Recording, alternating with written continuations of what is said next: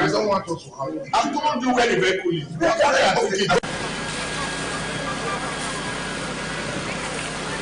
The truck was actually coming from Ring Road. It missed a step. So as it was trying to gather itself, it fell.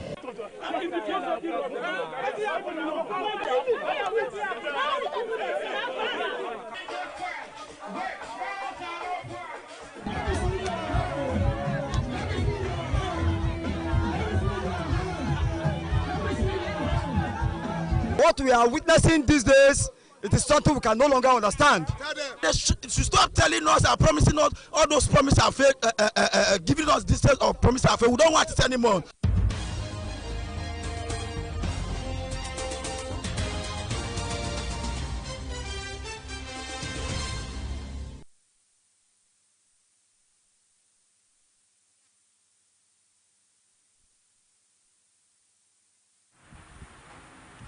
A very good evening to you, and thank you for joining us on BTV Major News at 6. My name is Temitope Oluwafemi.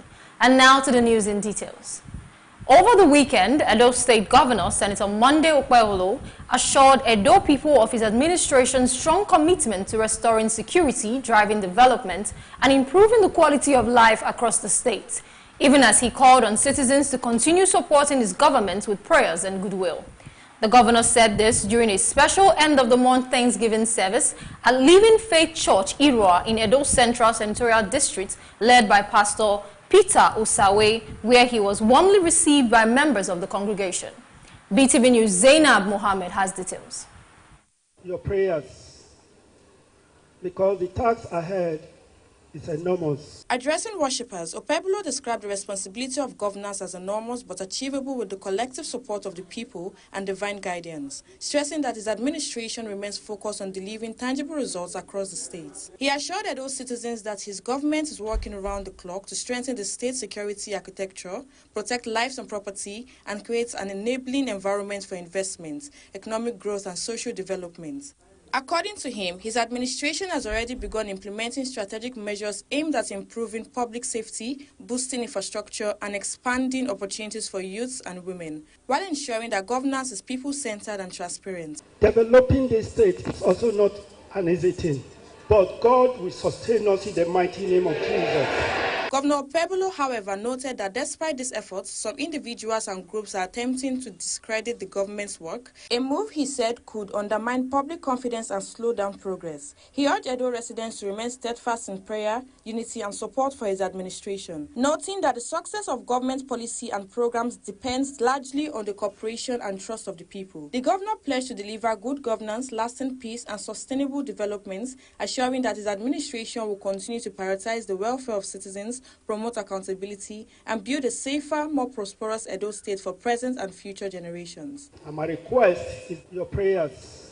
He thanked the church leadership and congregation for their warm reception and continued prayers for the state and its leadership, expressing optimism that Edo will witness a new era of peace, progress, and shared prosperity under his administration. Zainab Mohammed reporting for BTV News.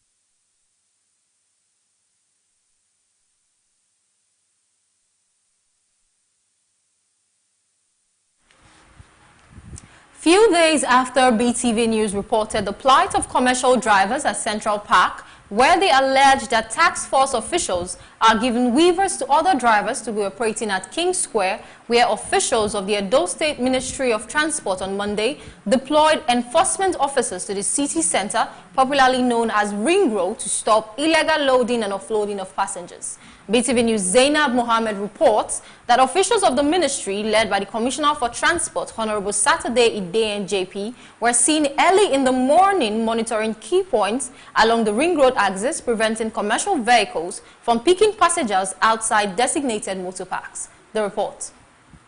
Task force, the vigilante, the MOT, and the ESMA. It's a combined team. They work together, so they have their patrol vehicle. If you are not settling them, you are not giving them money. The moment you enter the inside road, you want to discharge, they will hold you. Days after complaints by Central Park drivers over illegal roadside loading along the Ring Road, the Edo State Ministry of Transport moved to enforce compliance with existing transport regulations. Enforcement officers were stationed at strategic points along the Ring Road, stopping vehicles, warning drivers, and preventing them from picking passengers outside approved motor parks. The operation led to a noticeable reduction in roadside loading activities as motorists and commuters adjusted to the renewed enforcement.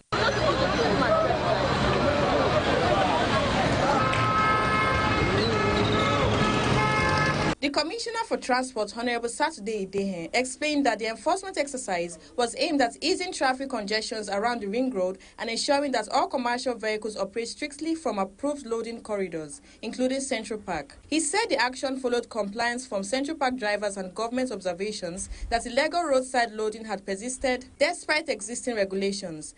According to him, the ministry has resolved to sustain the enforcement to block loopholes and restore order, describing the exercise as the beginning of a new phase in transport regulation. He added that drivers are being sensitized and given time to fully comply, including operating only within approved corridors and meeting required standards. The Central Park is that commercial vehicles pick passengers at the center of Ring Road. And we know very well that they were doing that, and it becomes a problem. So the best way to do it is to come around this morning to ensure that we try as much as possible to block that lapses. And by the grace of God, we are going to sustain this momentum, and we are going to ensure that the areas already created, including the Central Park, is patronized by passengers and the commercial buses. Some residents and motorists welcomed the intervention, describing it as timely and necessary to restore order along the inner Ring Road. They commended the Edo State government for responding swiftly to public concerns, noting that the enforcement has improved traffic flow and reduced indiscriminate loading. Respondents expressed hope that the initiative would be sustained to ensure fairness for drivers operating from approved motor parks and to maintain sanity within Benin City transport system. For those of us who believe in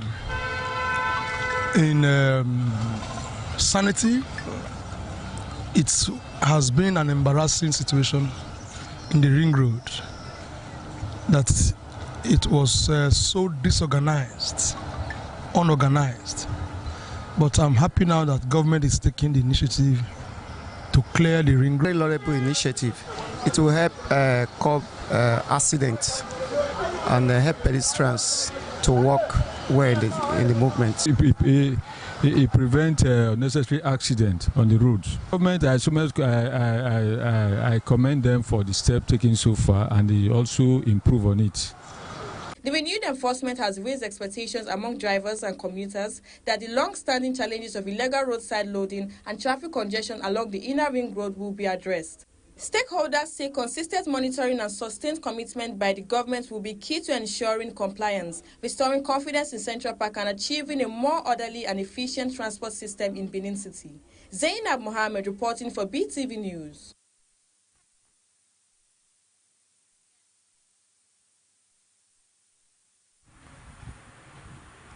Lovely Inn Hotels and Apartments has marked its 5th anniversary in grand style, hosting 26 of Edo State's biggest entertainment stars in a colorful celebration.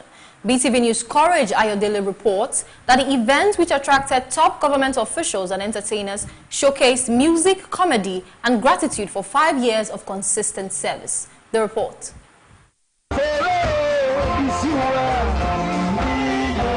It was an atmosphere of glamour, excitement and celebration as Lovely Inn Hotels and Apartments marked 5 years of excellence in the hospitality industry.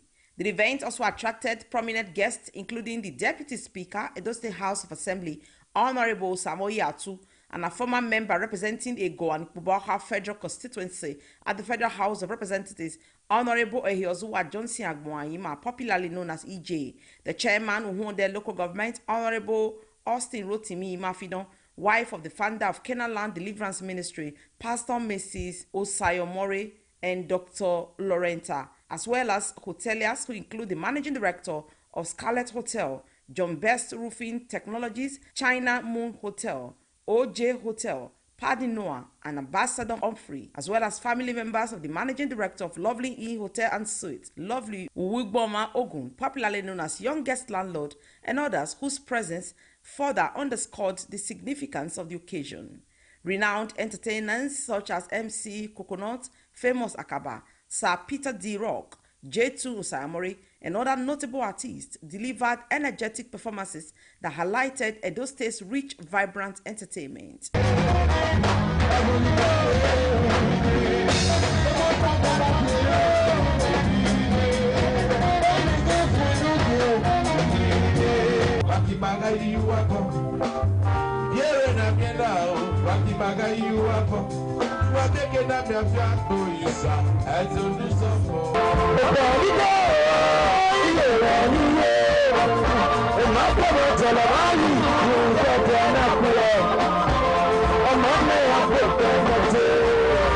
Speaking after a night filled with fun, the Deputy Speaker, Edo State House of Assembly, Right Honorable Samoei Atu, congratulated the management of Lovely Inn Hotels and Apartments on attaining 5 years milestone, describing the achievement as a reflection of dedication, resilience, and commitment to quality service delivery in the hospitality sector.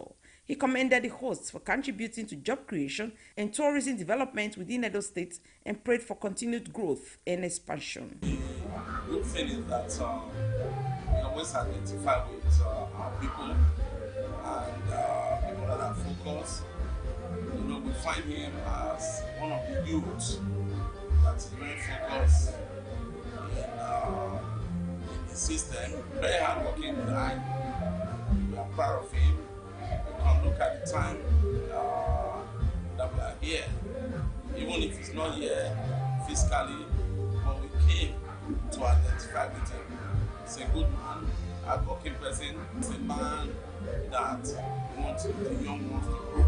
So we wish him good luck, wish him all the best, and we always identify with him. Similarly, former member representing Ikpuboha Federal Constituency, Honorable EJ Agboanyima, lauded the visionary leadership behind Lovely Inn Hotels and Apartments, noting that sustaining a business for 5 years in a competitive environment is no small feat. He encouraged the management to remain focused on excellence while assuring them of goodwill and support from stakeholders. Young man, happy to know, growing up this town, working very hard. Appreciate all the effort. Appreciate him as a bridge builder. Having been able to myself. Also speaking, the parents of youngest landlord, Mr. and Mrs. Alexander Uwigboma Ogun, and others expressed their admirations for the remarkable journey of the hotel and apartment brand, offering heartfelt congratulations and prayers for greater achievements in the years ahead.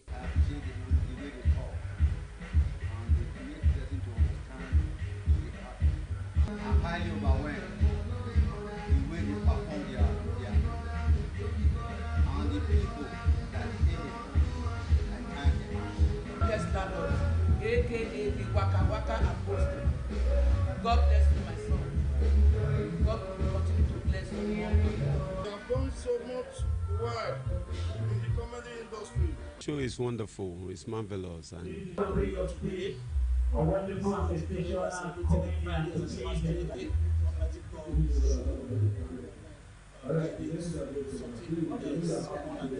know your going out is for good. And when you have returned, you will return with good news and goodies. He has done well for himself in the industry. He's someone that I admire his Congratulate you to work out Apostle, the youngest Lord, God bless you, and I pray it won't end here anytime soon. The 5 years anniversary celebration of Lovely Inn Hotels and Apartments not only showcased success in business, but also served as a platform to promote Edo State's creative industry, reinforcing the establishment's roles as a hub for hospitality, entertainment, and community engagement. The managing director of Lovely Inn Hotel Apartments, Lovely Wugboma Ogun, despite being away in the United Kingdom for other business ventures, the ceremony was well attended. Best Orator reporting for BTV News.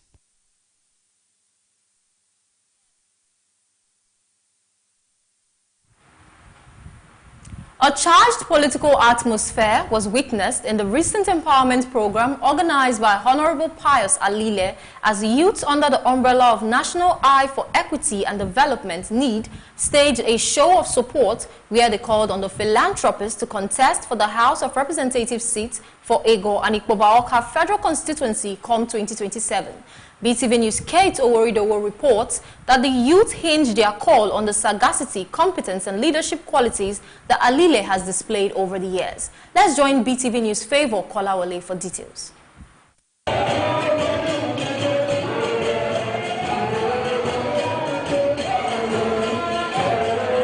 The empowerment program, which was used for the distribution of financial grants to small-scale business owners in Benin City, transformed into a show of solidarity for Honorable Pius Alile as enthusiastic youth hailed him, calling him the game-changer of Edo politics, a philanthropist par excellence.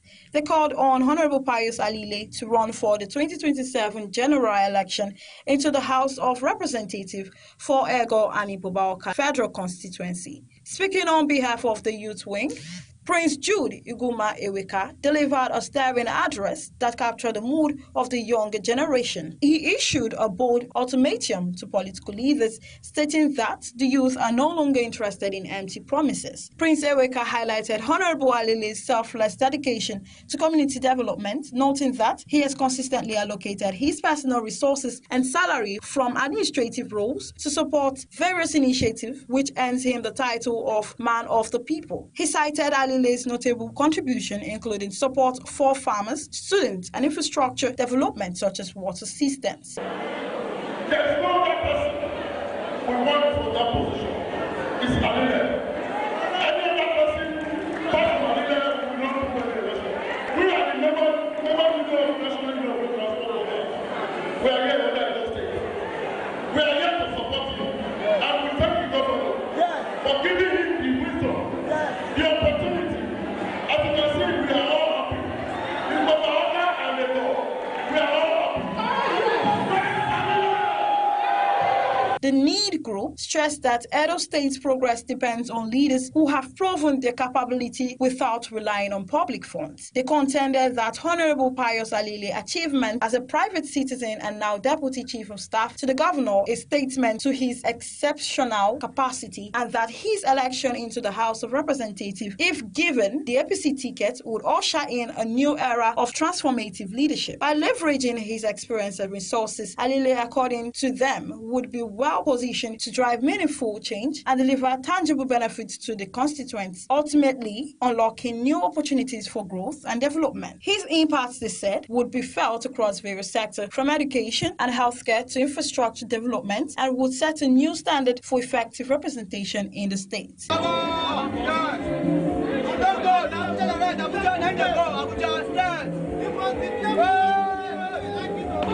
The event concluded on a high note with celebratory song underscoring a swelling in popular support, urging Honorable Pius Alile to contest in the upcoming elections. Favor Kolawole reporting for BTV News.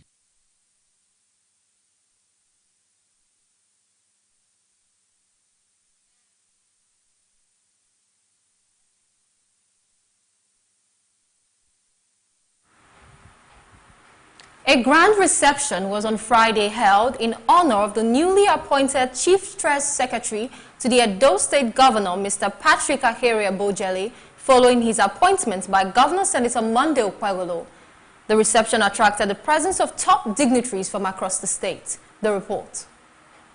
The colorful event, which took place at the NUJ Secretariat in Benin City, attracted government officials, members of the Nigerian Union of Journalists, including 4 past NUJ chairmen and well-wishers from across the state. The chairman of NUJ in Edo State, who was the chief host, Mr. Festus Alenhe, said the CPS had been a great journalist in his prime and that it was a delight for him to be recognized by the state governor. He said the recognition is the reason friends in the media profession came to honor him.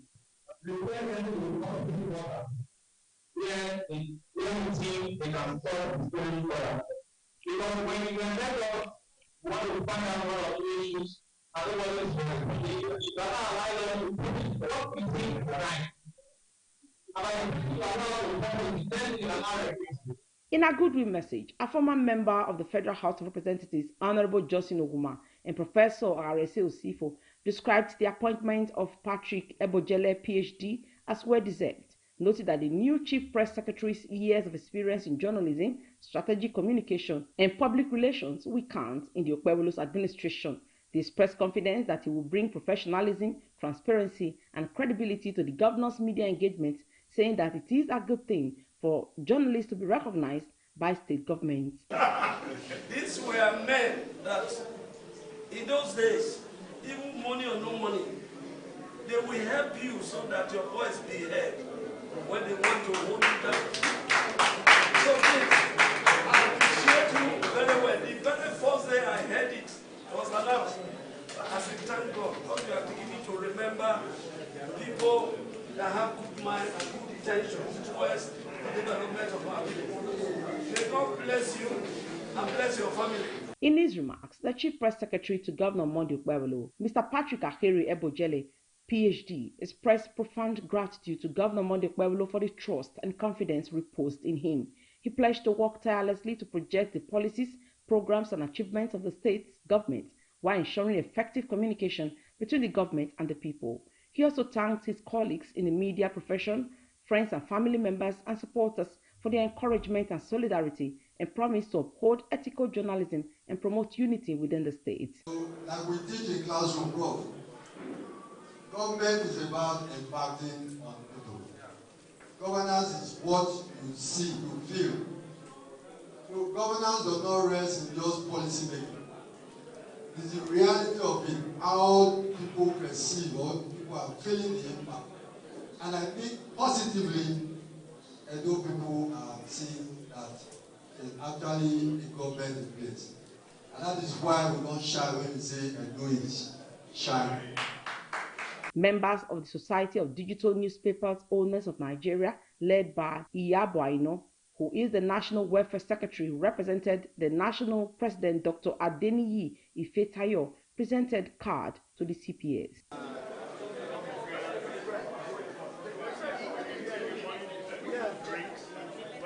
Thank you very much. While we go to the...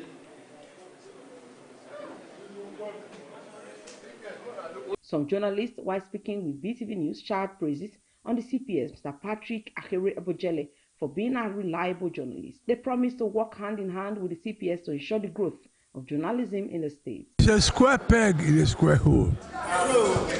A consummate journalist, correspondence, practical one who even moved into the academia and even lecturing. And now is in government for prosecuting media relations.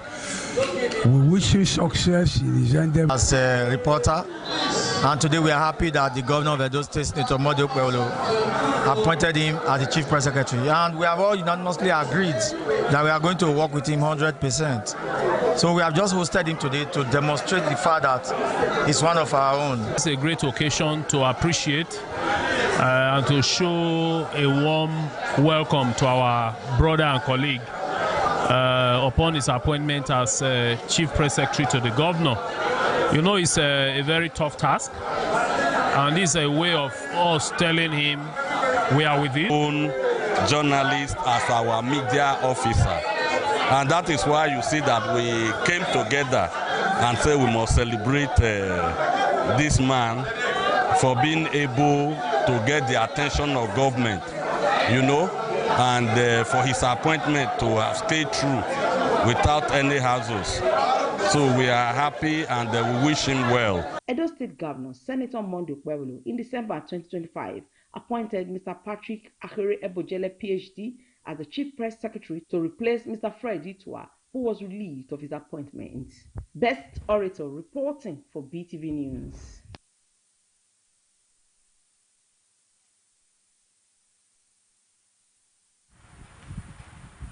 Public knowledge of first aid has become increasingly important as emergencies can occur anytime, whether at school, home, workplaces, markets, or on the roads. Beetv News' Precious Agmolaho reports.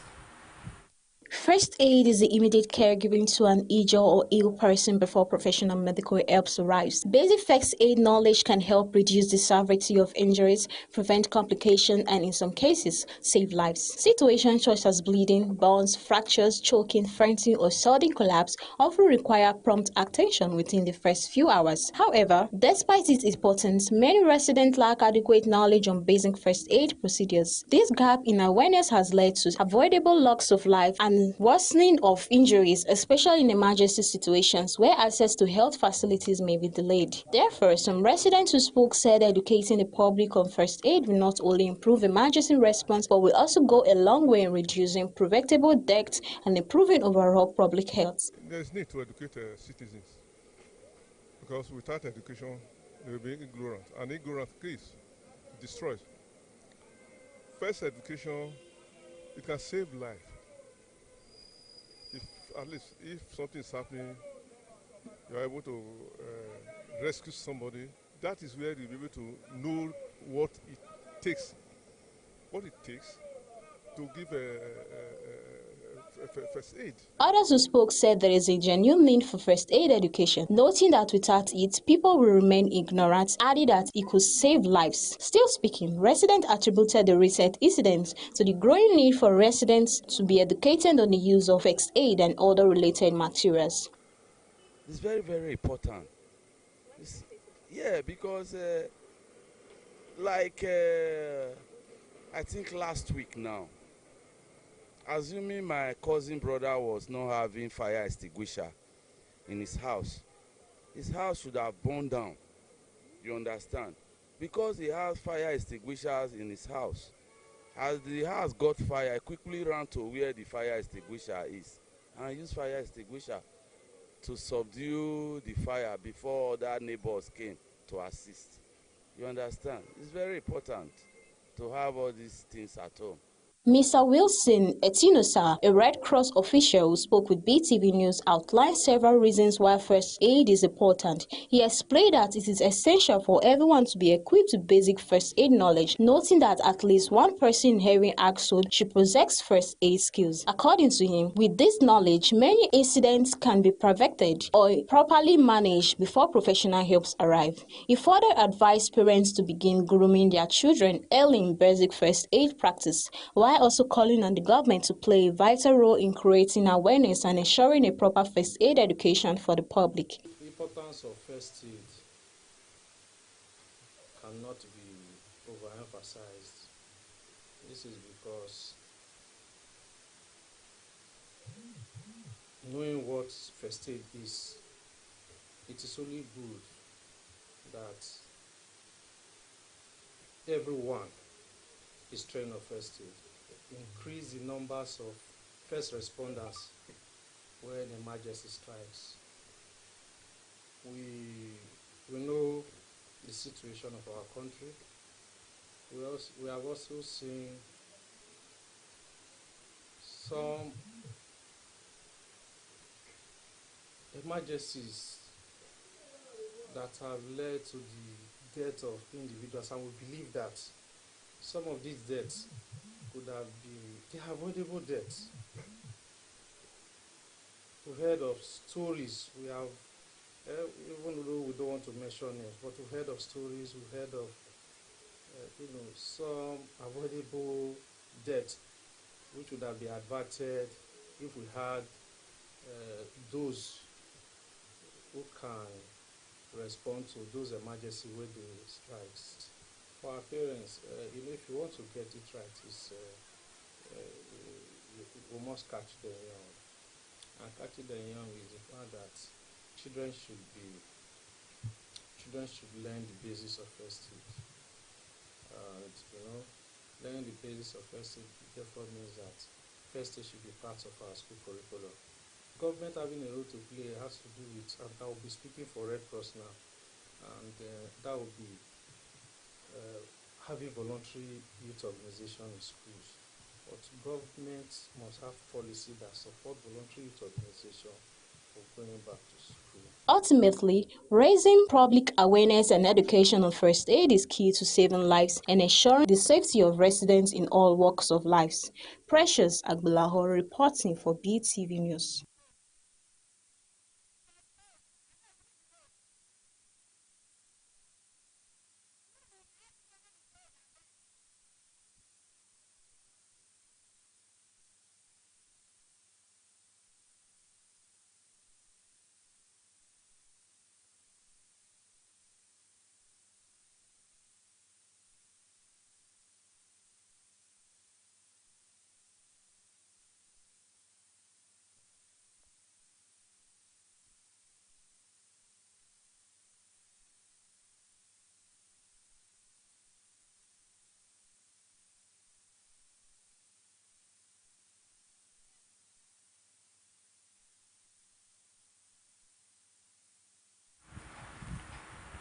Residents in Edo State have reacted to the rising cost of living, noting that the continuous increase in the prices of goods is affecting daily life and household budgets.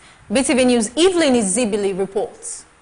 Speaking with newsmen, some residents and traders expressed concern over the continuous rise in prices of goods, saying it affects daily life. While some called on the government to reduce fuel costs and regulate perishable items, others said they have adapted to the situation.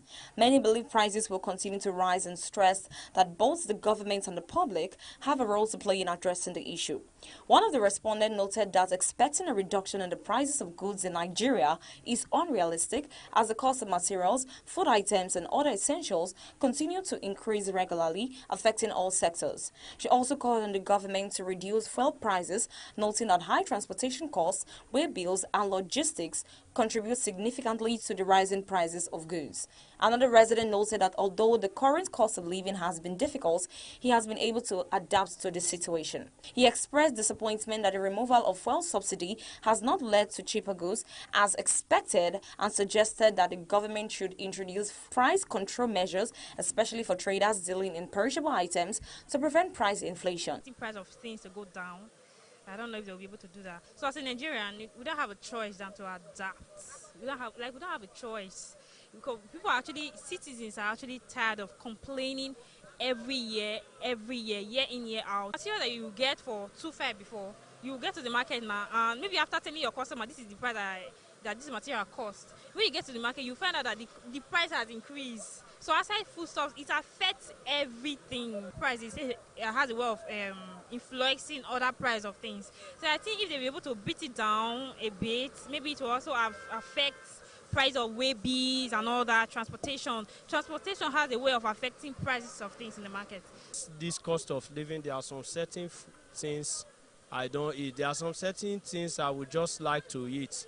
But when I think of the amount, it kills the appetite immediately because of the economic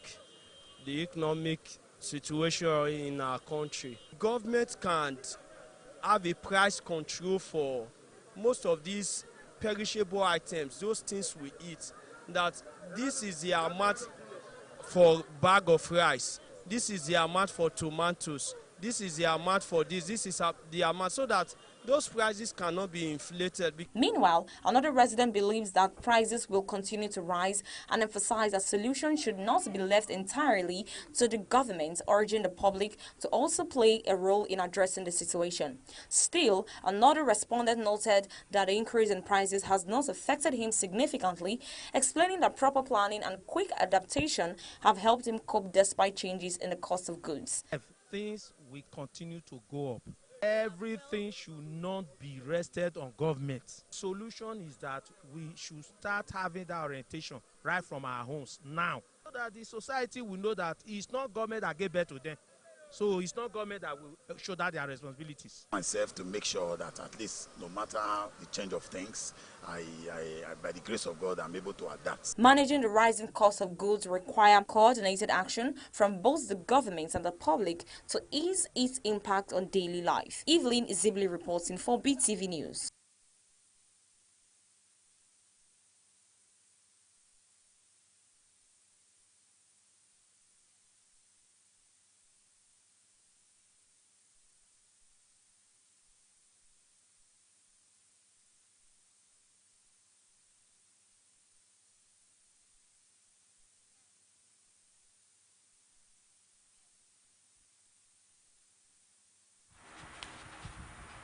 Islamic preachers in Yoruba land have called for stronger collaboration with government authorities to promote peace and curb terrorism across the country. The call was made by the Yoruba Land Council of Islamic Preachers of Nigeria during its 3-day annual national conference held in the state. The report. The annual national conference held in Ondo town attracted Islamic preachers from across the southwest states. At the conference, Islamic scholars warned that continued tolerance of religious extremism poses grave danger to national peace and unity. The president of the council, Sheikh Batuta, emphasized the importance of sustained public enlightenment and noted that Islam should not be associated with terrorism. According to him, the conference also explored practical ways religious leaders can complement government strategies in addressing insecurity. Because radical ideology in Islam is the basis of all this problem, that making other parts of the world tagging Islam as a religion of terrorism. See Saudi Arabia. They fought terrorism successfully, and there is peace in Saudi Arabia. The chairman of the Yoruba Land Council of Islamic Preachers, Ondo State Chapter, stressed the need for discipline and responsibility among Islamic preachers. The state governor, Lucky Orimisan Ayedetiwa, represented by the Commissioner for Local Government and Chieftaincy Affairs, Alhaji Amidu Takuro, said religious leaders with significant influence must operate within the confines of the law. So when the government have problem, the government need to invite the clergy, the preacher, imam, come, I have problem, come and help me. And then the Muslim clergy will go back to their drawing board. They have their own drawing boards. What they call science and technology today, more than 70% of it came from the early Muslims. So, and that is why today our children should be introduced into proper education, the proper technology that they need to do. Propagation of Islam, particularly to sanitize the system, to know, to advise, to orientate our Islamic scholar on what to do and what not to do. Islamic preachers from across the southwest attended the conference, reaffirming their commitment to promoting harmony, peaceful coexistence, and social development in the region. Favor Kolawole reporting for BTV News.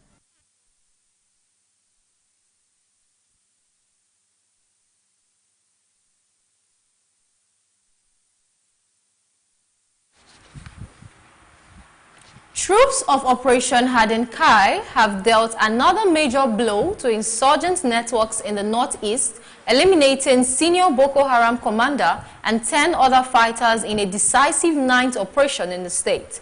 Troops of Operation Harden Kai had killed Abu Kali, Boko Haram's second-in-command in the Sabisa forest during a 9th operation in Komala, Konduga local government area.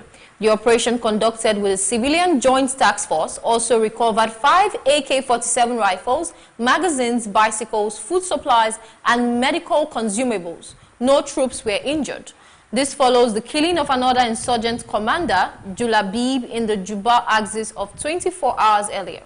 The military praised the troops' professionalism and vowed to maintain pressure on terrorist enclaves until peace and stability are fully restored in the northeast.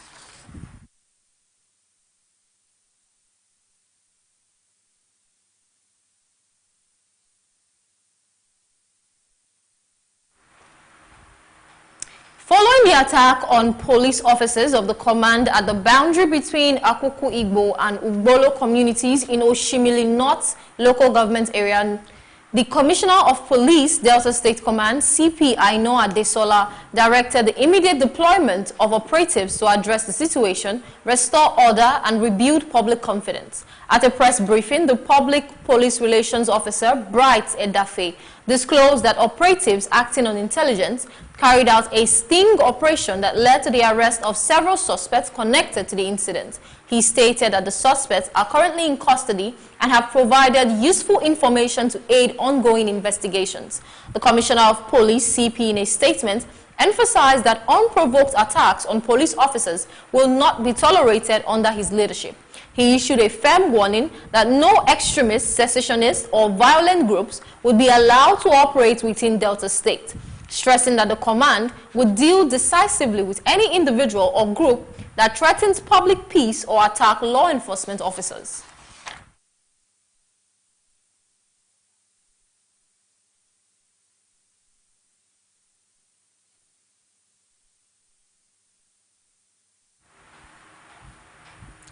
The management of the Federal Medical Center Abuja has clarified the circumstances surrounding the unfortunate death of Ms. Ifunanya Nwanjini, who reportedly died from complications following a snake bite. According to a statement issued by the hospital management, staff acted promptly and with the utmost care upon Mrs. Ifunanya Nwanjini's arrival at the facility. The hospital noted that medical staff provided immediate and appropriate treatments, including resuscitation efforts, intravenous fluid, intranasal oxygen, and the administration of polyvalent snake antivenom. The management said that after a thorough but rapid evaluation, it was clear that Mrs. Ifunanya suffered severe neurotoxic complications from the snake bite. Despite all efforts to stabilize her condition and transfer her to the intensive care unit for further treatment, she experienced a sudden deterioration just before the transfer. The hospital dismissed claims of non-availability of anti-snake venom and inadequate response, stating that such claims do not reflect the reality of the situation. It reaffirmed its commitment to transparency, integrity, and continued excellence in patient care.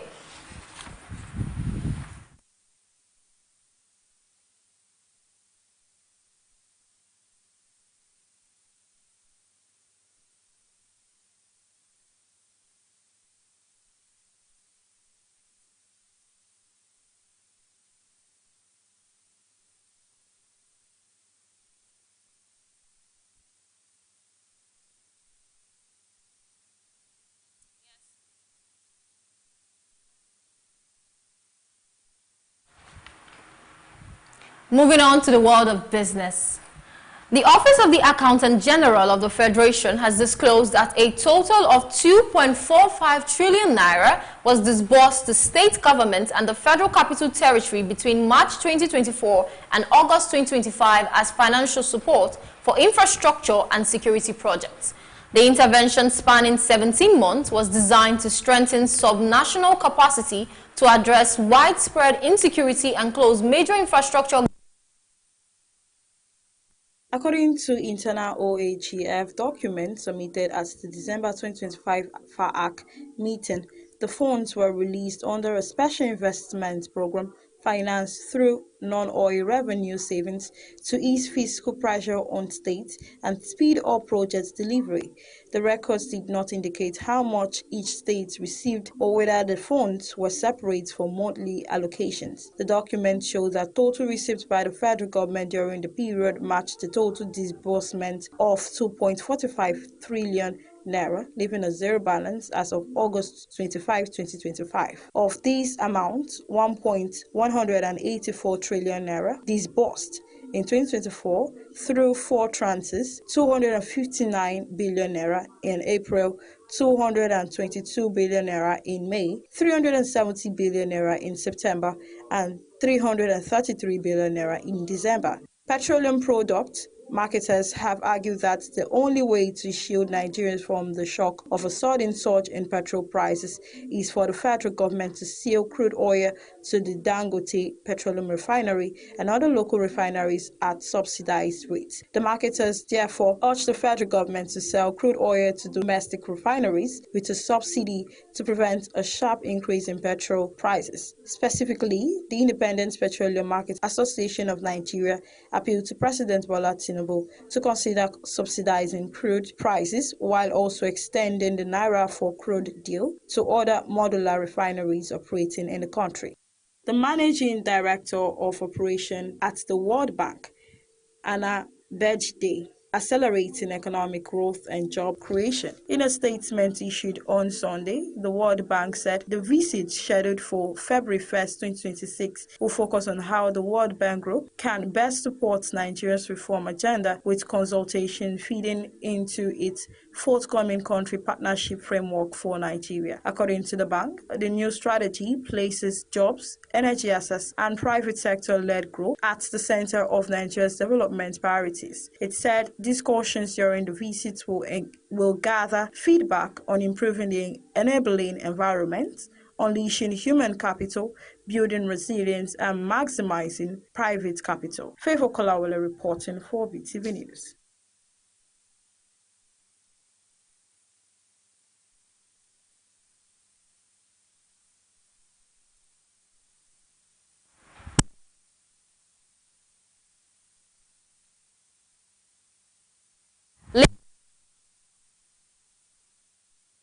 Israeli officials said preparations were underway at the heavily damaged crossing to allow the resumption of movements by Palestinians following coordination with Egypt and international partners. The reopening is expected to begin as a limited basis, focusing primarily on pedestrians crossing rather than commercial traffic. According to Israeli authorities, the initial phase will prioritize humanitarian cases, including Palestinians in need of urgent medical treatment outside Gaza, as well as limited categories of travelers approved through security screening. The crossing will not immediately resume full operations for goods or large-scale movements of people. The Rafah crossing, Gaza's only gateway not directly controlled by Israel, was effectively closed after Israeli forces moved into the Rafah area in May 2024, citing security concerns. Since then, movement through the crossing has been sporadic and tightly restricted, worsening Gaza's humanitarian crisis and cutting off many residents from medical care, education, and family reunification abroad. Officials said the reopening would involve strict security procedures, with Israeli oversight remaining a key condition. Egyptian authorities are expected to manage operations on their side of the border, while international monitors may assist in facilitating the process. The move comes amid fragile ceasefire arrangements and ongoing diplomatic efforts involving regional and international actors aimed at easing humanitarian conditions in Gaza. Aid agencies have repeatedly called for the reopening of Rafah, describing it as critical for alleviating shortage and allowing the evacuation of the sick and wounded. Despite the announcement, uncertainty remains over how many people will be allowed to cross daily and whether the reopening will be sustained or expanded in the coming weeks. Israeli officials said further steps would depend on security development on the ground.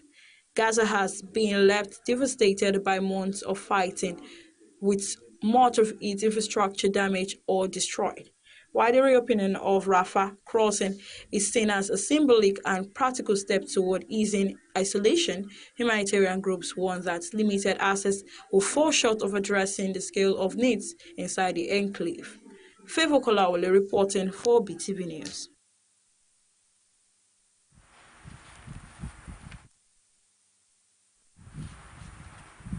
And now to entertainment news.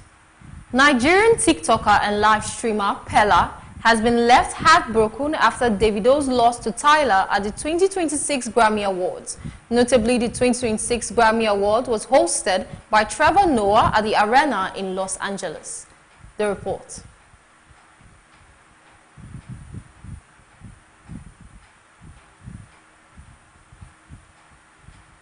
According to her, payments from movie platforms such as Africa Magic and similar Tyler, the South African singer, took home Best African Music Performance at the 2026 Grammy Awards for Push to Start, beating out top Nigerian artists Burna Boy, Davido, and Ira Star. Some of the major winners included Kendrick Lamar, who took home multiple awards including Best Rap Album for GNX and Record of the Year label for Luther with Caesar. In a now viral video, Pella, who recently quit university, was devastated over Davido's loss to Tyler at the Grammy Awards, calling Kataife a bad luck. In another development, an alleged ex-wife of Mercy Johnson's husband has dragged the actress online, accusing her of knowingly getting involved with a married man and deceiving the public. In a viral video circulating on social media, the woman claimed that Mercy Johnson was fully aware her husband was married at the time they became involved.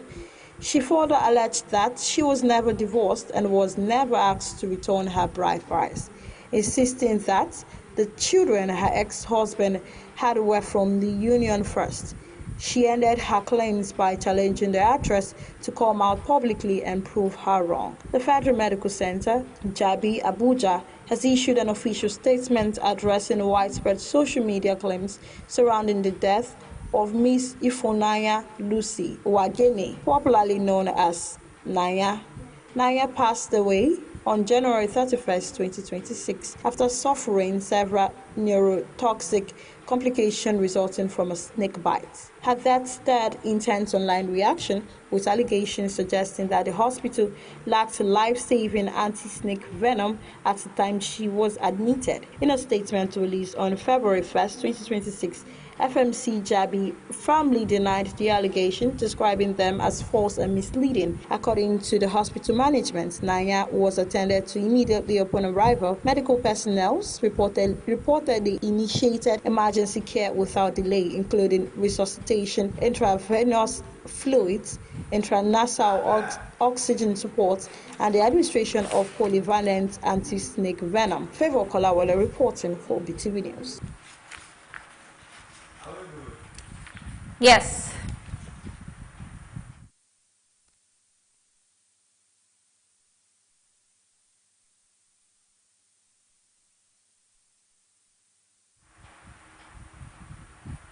And now to sport news. Osimhen reached a defining milestone on Sunday, becoming a 200-goal forward at Galatasaray East past Kersupo in the Turkish Super League. The Nigerian striker doubled his size advantage in a commanding performance, underlining his standing as one of Africa's most prolific forwards of his generation. The strike took him to 200 career goals for club and country, achieved across 336 senior appearances alongside 51 assists. At club level alone, he has scored 165 goals in 284 matches, with his most productive spells coming at SSC Napoli and Galatasaray. A breakdown of his club output shows 76 goals in 133 games for Napoli, 51 in 61 matches for Galatasaray, 18 for Lux Lille, 20 for Royal Clerical SC, and a modest return during his early spell at VfL Wolfsburg. For Nigeria, he has scored 35 goals in 51 appearances, reinforcing his status as the country's leading marksman of the modern era. The weekend goal also extended a remarkable run, having recently become the fastest player to reach 50 goals for Galatasaray. Beyond scoring, Osimhen provided an assist before being withdrawn in the 82nd minute as Moro Icardi later sealed the win from the penalty shot.